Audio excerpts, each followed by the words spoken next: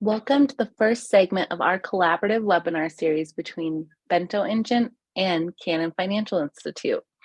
During this series, we'll focus on the importance and power of serving clients well during key events on their wealth management journeys. My name is Cassie Jackson, and I'm the Chief Growth Officer here at Bento Engine. Bill Trigleth is joining me today and will be our collaborator throughout this webinar series.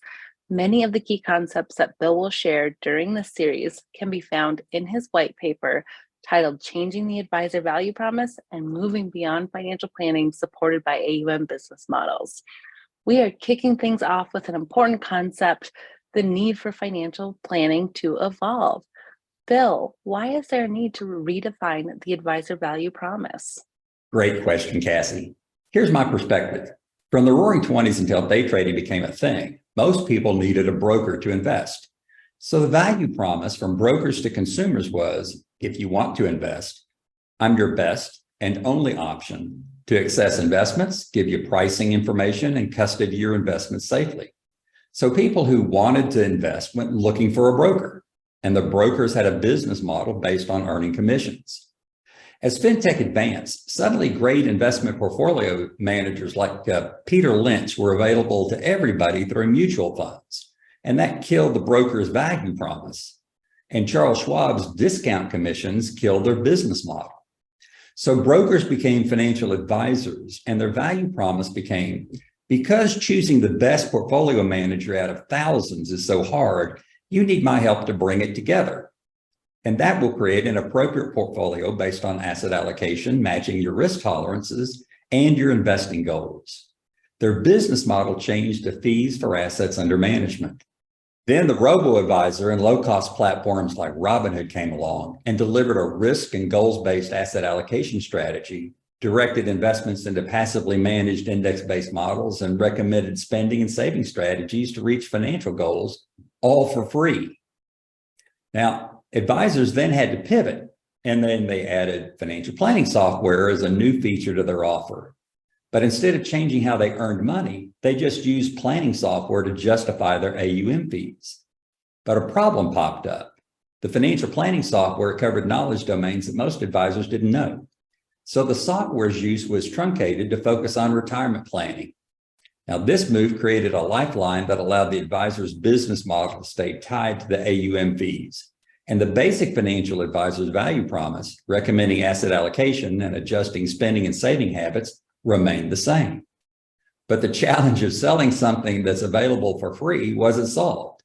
They just added a service that's more expensive to provide, and the overall deliverable was the same as what the robo was delivering, which, by the way, has now added its own retirement planning feature.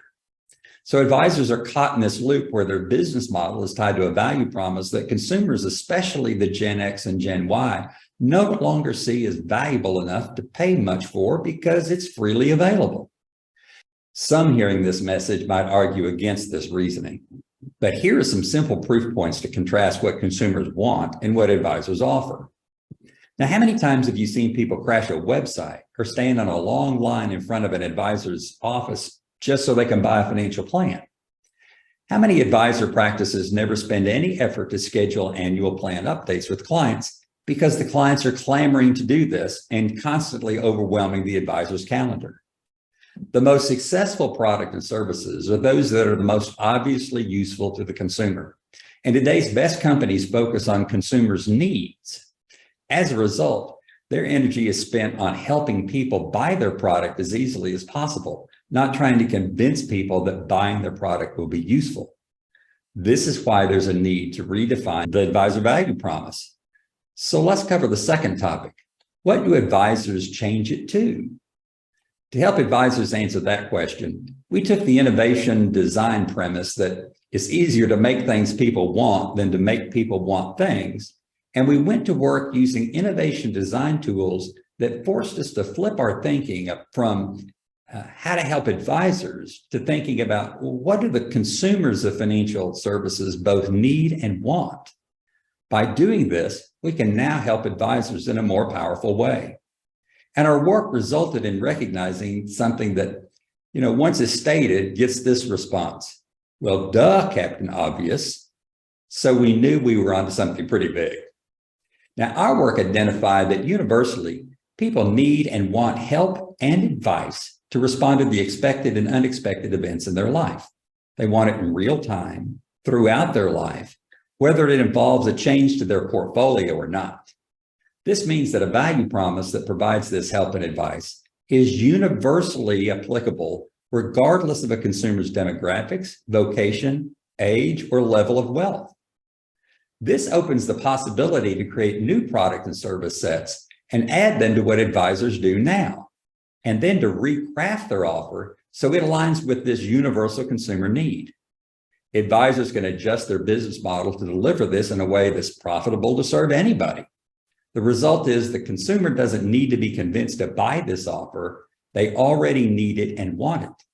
And that, Cassie, is why I believe there's a need to change the value promise. But changing the advisor value promise also requires thinking differently about where the advisor value lays, who they provide it to, what they provide, and to create a profitable business model to deliver it. And in our upcoming webinars, we're going to explore just that. Now, I specifically called out Bento engine as a resource in my white paper because of how it makes this transformation so much easier than an advisor trying to do everything themselves. So, Cassie, you've got ideas about how Bento engine can help advisors with today's topic. So let me pass the controls over to you. Absolutely, Bill. At Bento Engine, we see an opportunity and a need for clients to receive proactive advice. In fact, I'm going to share a slide with you now that shows a study we did.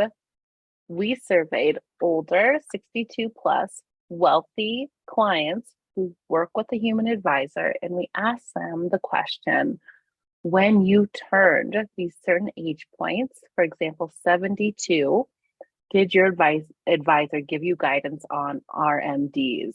And you'll see 13% of the time, the people surveyed said no. For age 72 and a half, when we asked if your advisors gave you guidance on QCDs, 63% said no. And as you can see, there's a gap through Social Security benefits, catch-up contributions, working papers. We saw a huge majority of the people surveyed said no, they did not receive guidance on these topics. So we see a huge opportunities for advisors to add value and differentiate themselves on these different topics.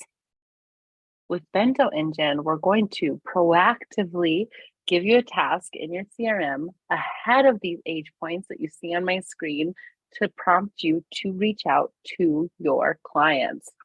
You'll proactively be ready with an advice package of a PDF, a PowerPoint, an email, talking points to engage with your clients on these different topics. So we want you to have everything you need to automatically reach out to clients during moments that matter. We're going to alert you of the next best action, and again, provide all of the content you need to reach out on with relevant and timely advice.